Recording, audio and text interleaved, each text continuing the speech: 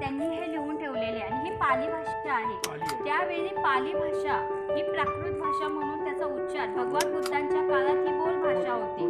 हे जे लिहिले 4-5 ओळी आहेत। देवान पायन पियदसी लाजी विसती वसा विसे तेन। सम्राट अशोक राजा म्हणजे देवान प्रियदर्शी लाजी विसती वसा विसे म्हणजे त्यांच्या देवाचा प्रिय राजा अभिषेकाच्या 20 वर्षानंतर इथे येतो असं लिहिलेलं आहे।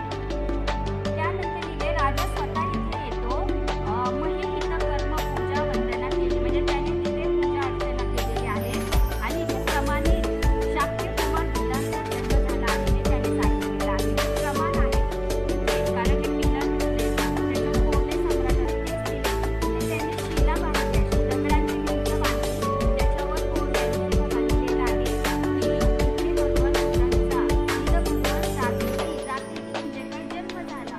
इथे भगवंताचा जन्म झाला लुंबिनी गावाला।